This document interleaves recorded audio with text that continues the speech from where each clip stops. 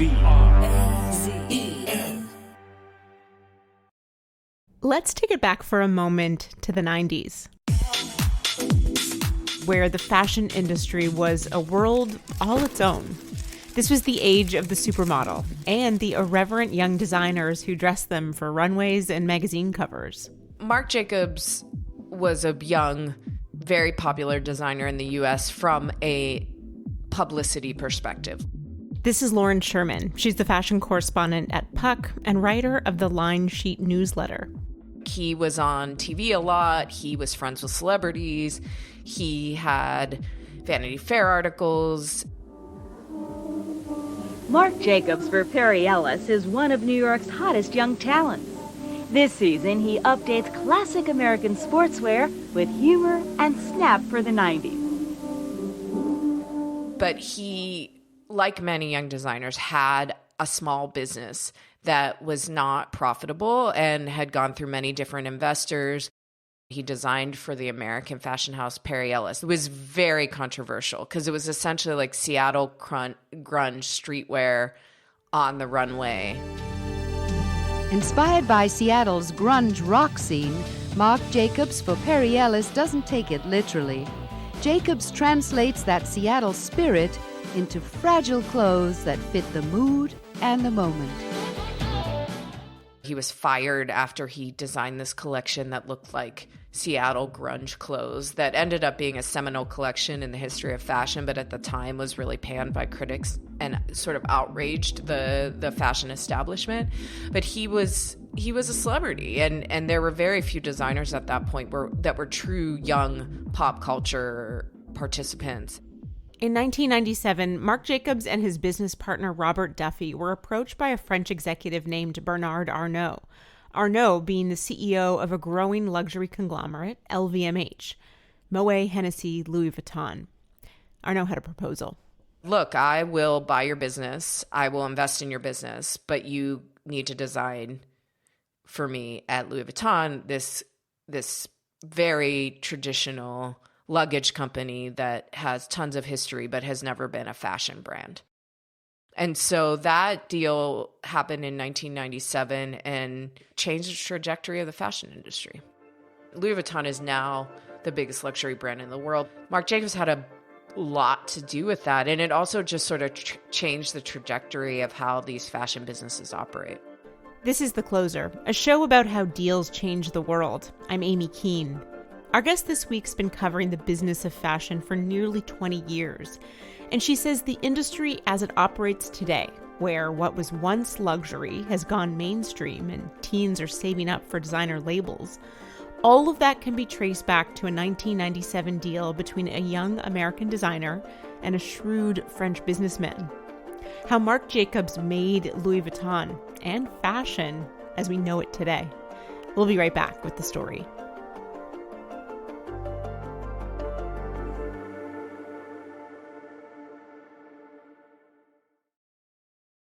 Lauren Sherman, you've just capped off a busy fall fashion season. Bring us inside this world for a moment, if you will. What's it like being at the shows in Milan or Paris or New York these days? Oh man, it's like a huge trade convention.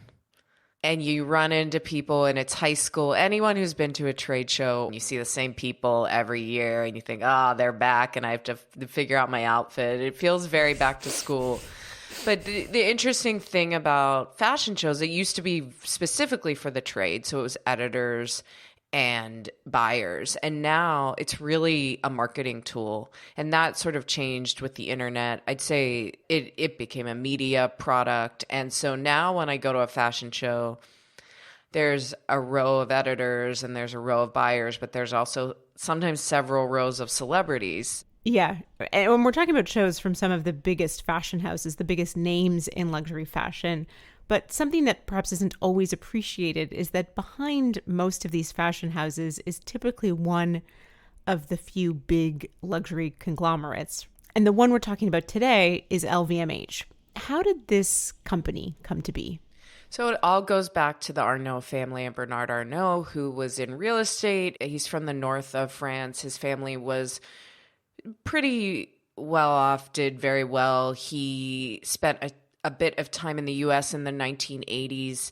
They sold vacation homes in Florida, and he lived in New York for some time. And this was the time of the rise of corporate rating in the US. And so he observed that process and the rise of private equity and sort of went back to France and applied it to what France does well, which is creation.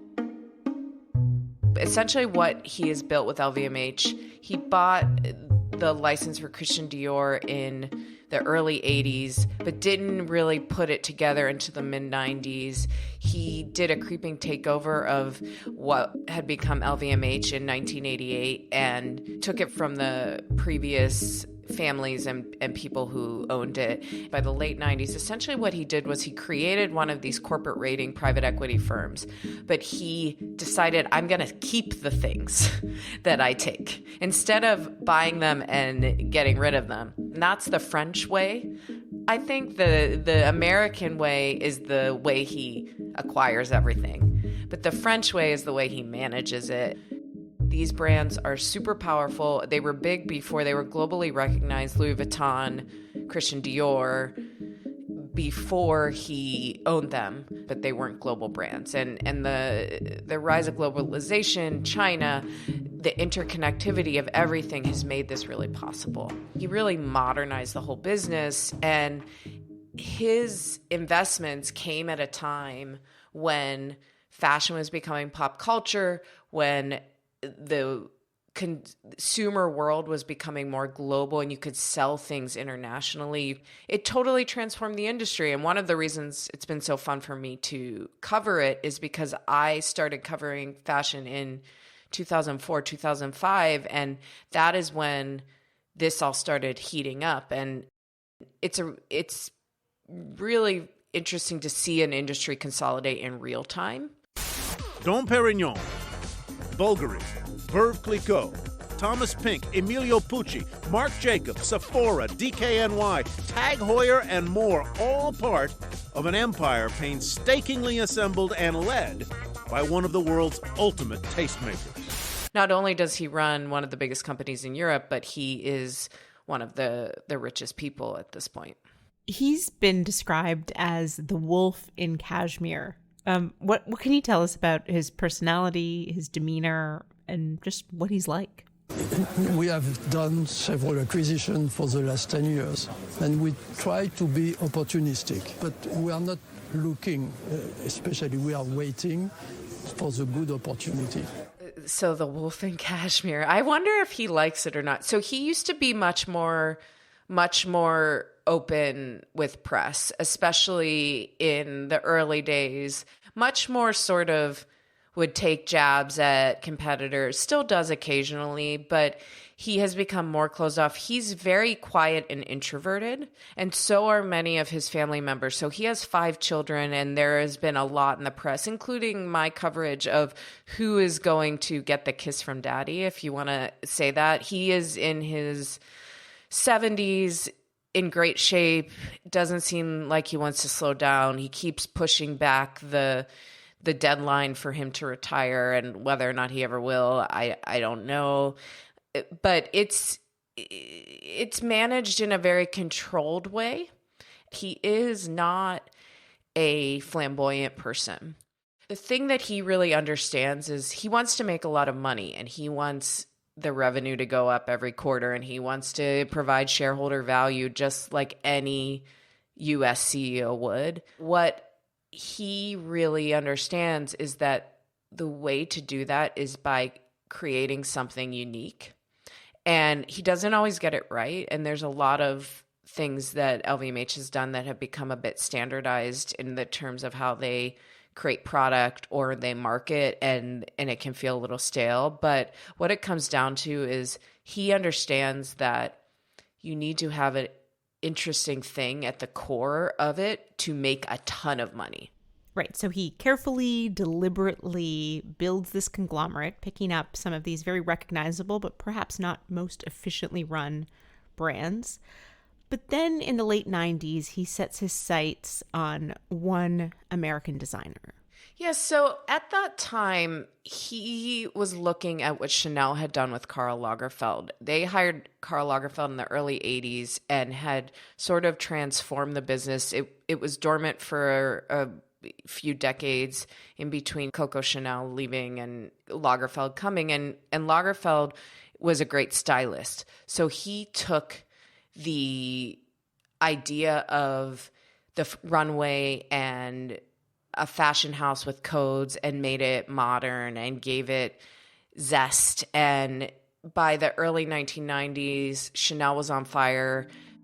People were buying Chanel jackets, but also they were selling a lot of shoes and handbags, which are very profitable business. And if you do it right, can be a global business that makes you a lot of money, in addition to fragrance, and which is the easiest access point to fashion.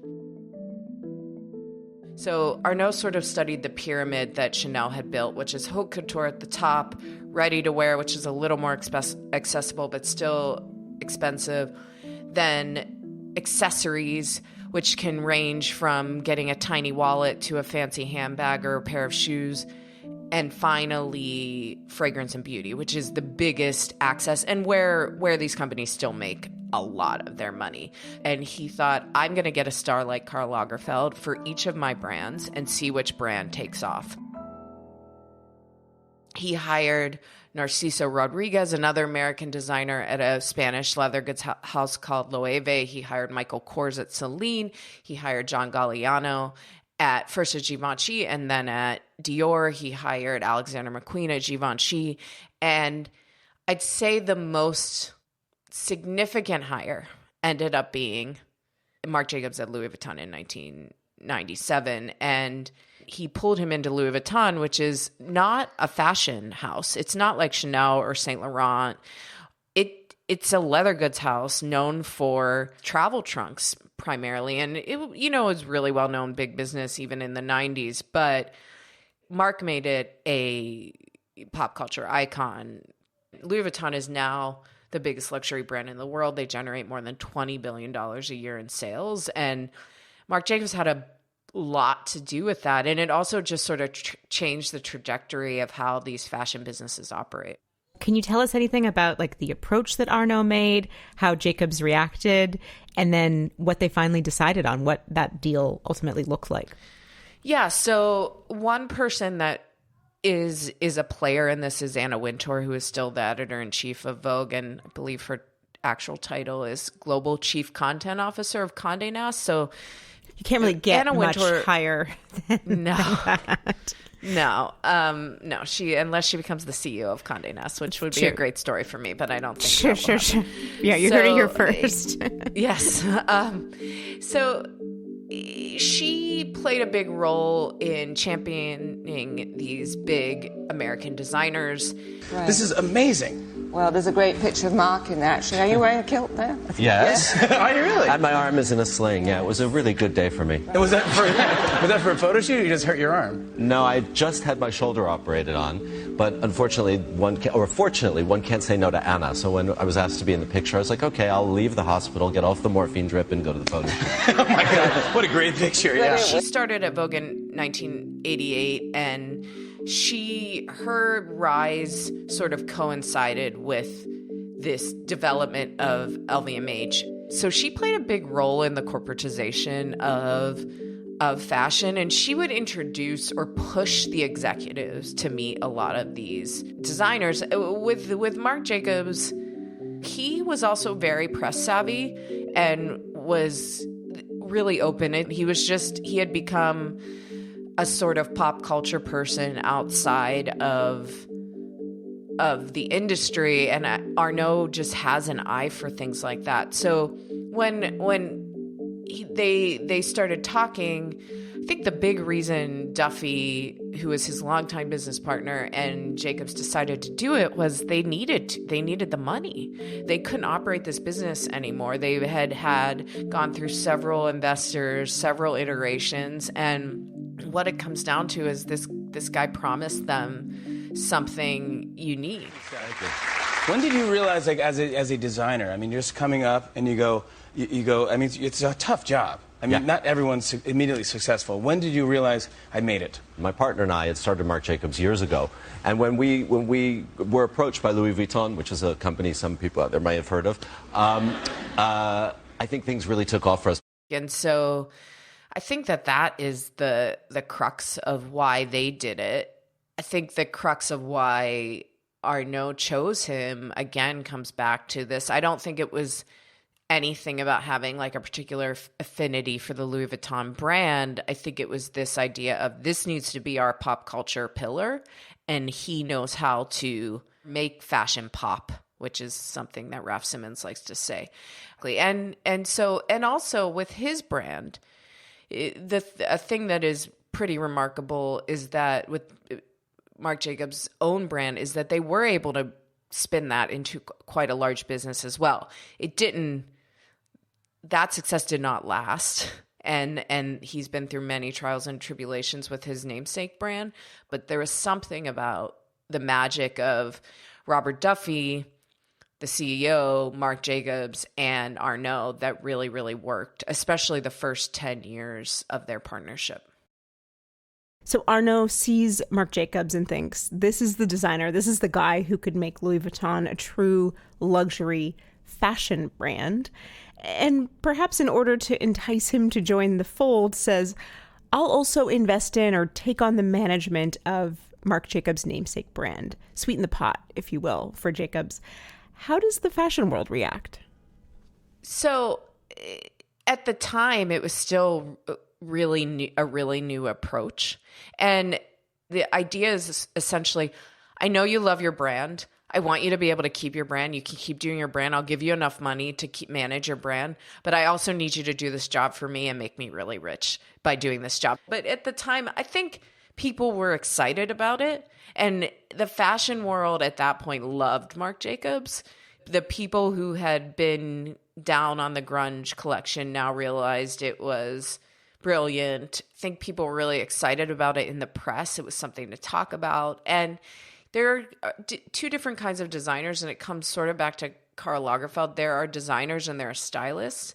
And I would say Marc Jacobs is more of a stylist. He's really good at processing ideas and making them his own.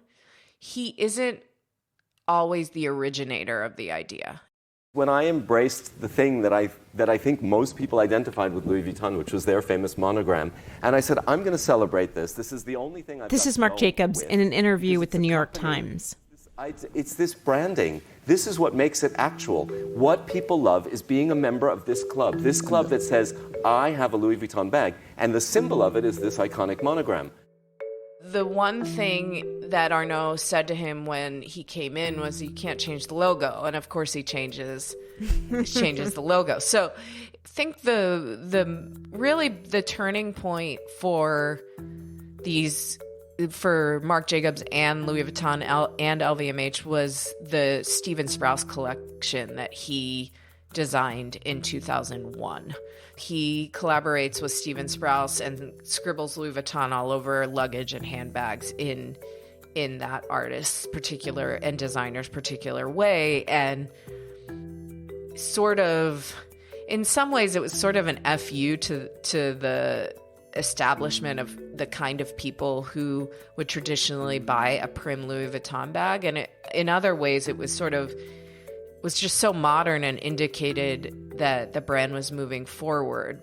That was a pretty radical idea at that point. Jacobs is a very Gen X designer, so it's sort of like this punk way of doing things while still making tons of money. Here's Jacobs again in that interview with the New York Times.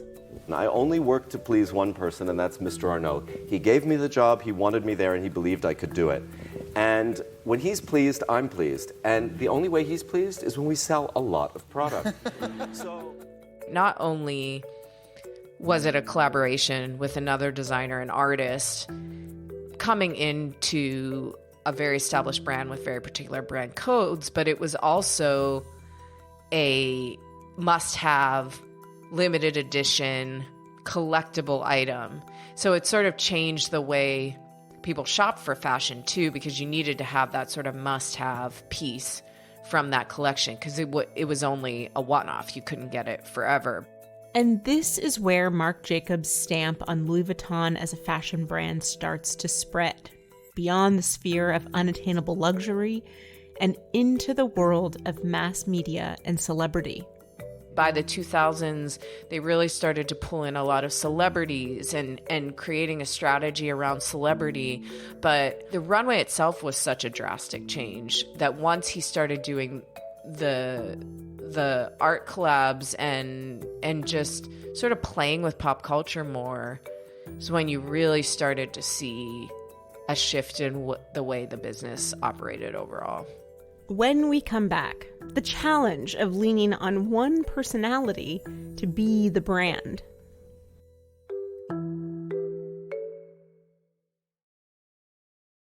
So, Lauren, Marc Jacobs was brought into Louis Vuitton, into LVMH to bring himself, as people often say today, to bring his whole self into the Louis Vuitton brand and to move that house forward.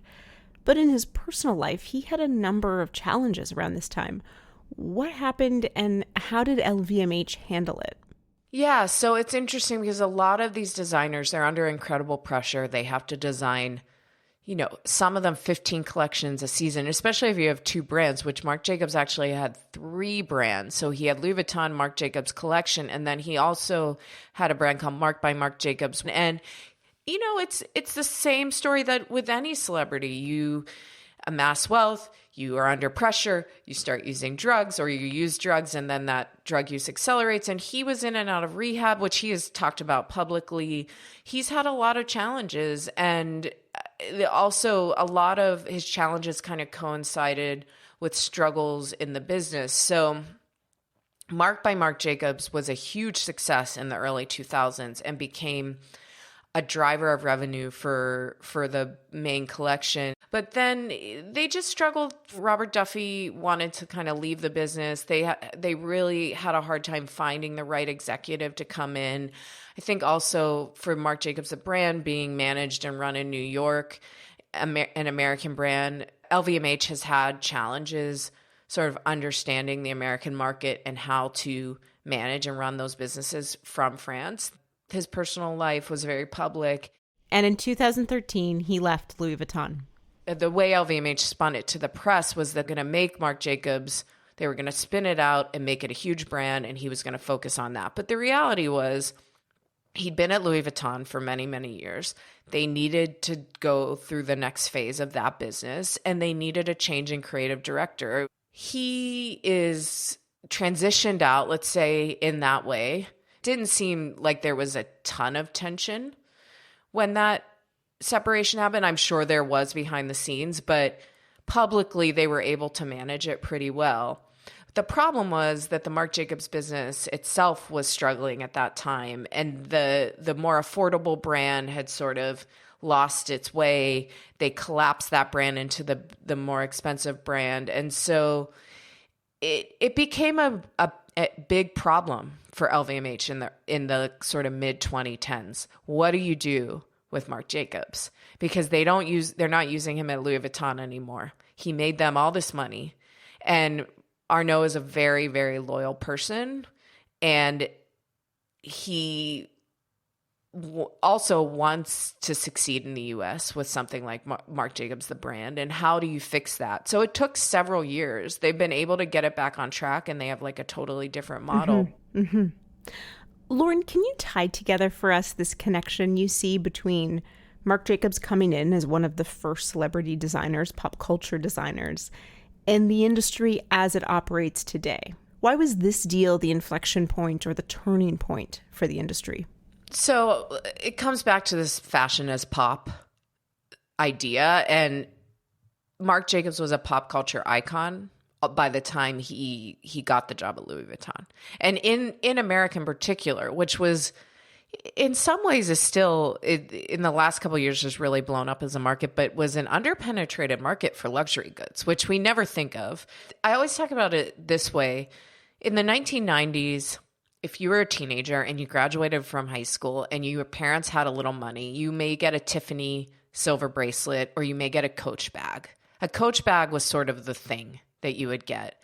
And now you go to the suburbs of, I grew up in Pittsburgh, you go the suburbs of any sort of second or tertiary city, middle class, I'm not talking about, super, super wealthy.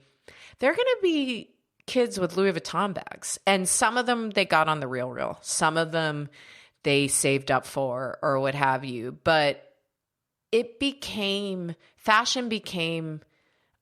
luxury became a main form of consumption. And I think the genius of Arnault choosing Jacobs and seeing that he was going to be able to communicate to the teenagers in Pittsburgh, to the moms in South Dakota or what have you, who definitely have heard of Louis Vuitton, but maybe didn't want Louis Vuitton before, or didn't think they could have it, and making it feel like it was somehow a little more reachable. And if you look at the industry now, which is luxury is mass. It is for people who are really wealthy. They go to the store once a week and buy a new bag or a new $5,000 sweater or what have you. But if sneaker culture, all these things, if you're a teenager now, you save up for a handbag, or you save up for this, even if you don't have a lot of money, or you sell a bunch of cheap stuff you have so you can afford it. And so he really identified that that was how you were going to reach these people. What Marc Jacobs started for Arnault and Louis Vuitton, and LVMH more broadly, has continued with other big names at the top of the fashion house. If you look at Marc Jacobs and you look 20 years later, what was the new iteration of it? It was Virgil Abloh. Virgil Abloh, the late American fashion designer and creator of the label Off-White. He became creative director at Louis Vuitton Menswear in 2018. He was the first Black designer to hold that post until his passing in 2021.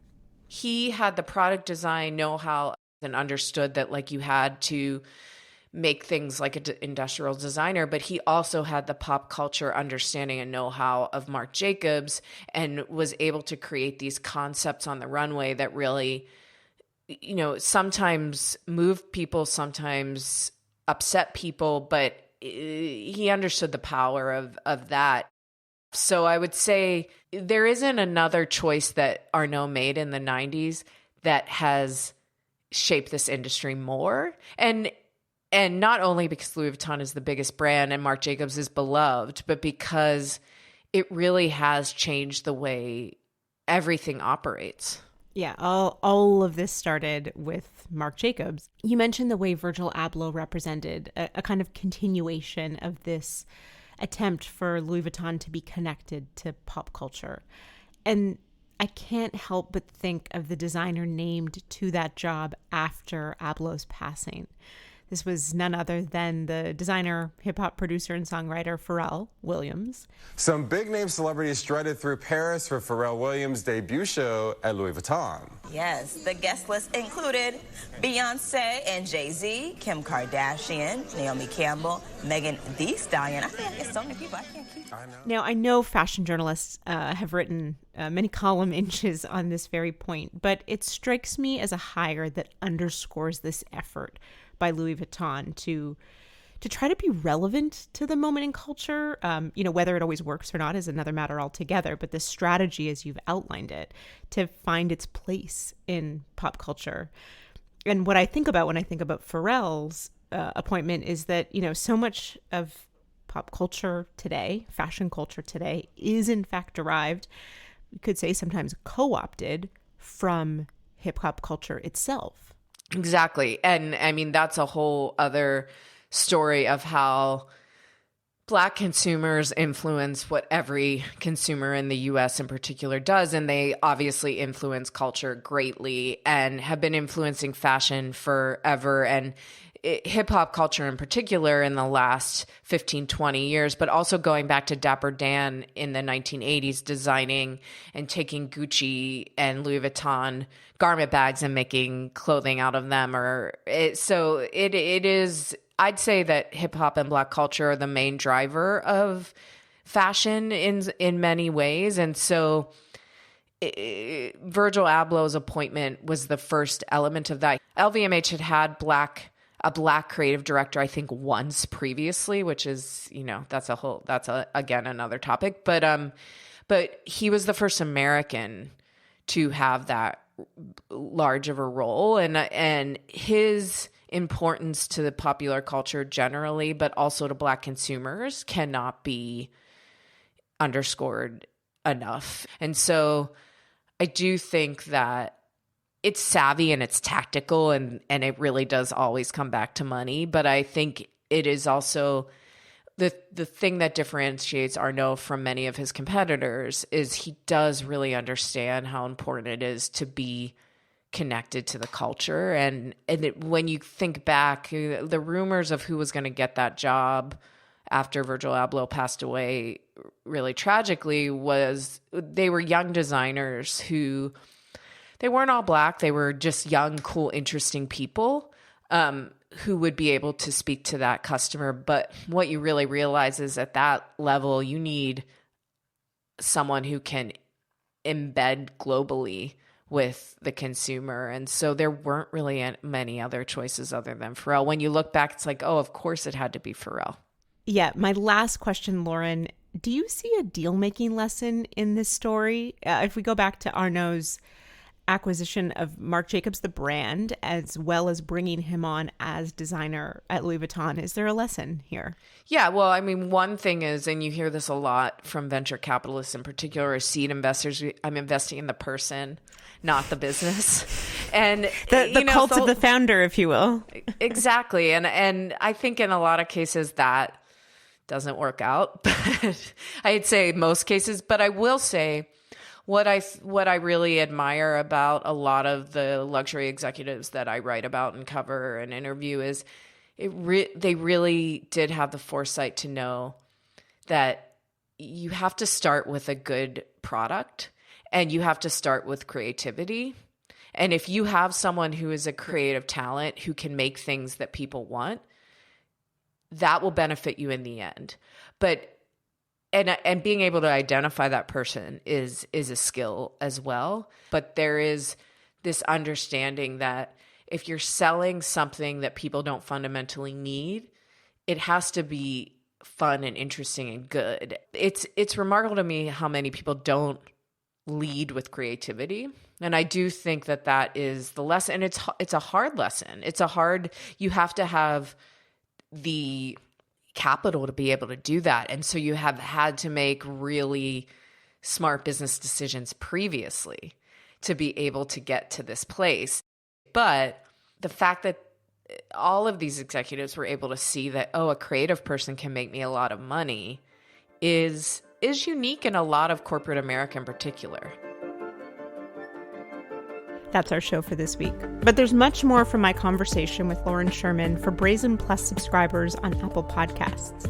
Hear how the business of the runway show has changed and what it means for the fashion industry today.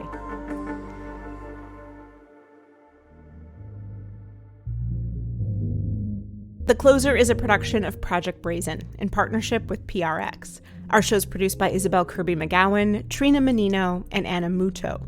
Ben Walsh is our reporter, Marianne Hell Gonzalez is our project manager, and Lucy Woods is head of research. Megan Dean is programming manager, and Ryan Ho is design lead. Golda Arthur is our showrunner, and Bradley Hope and Tom Wright are executive producers. Our marketing consultant is Maggie Taylor, and I'm Amy Keene. Thanks for listening.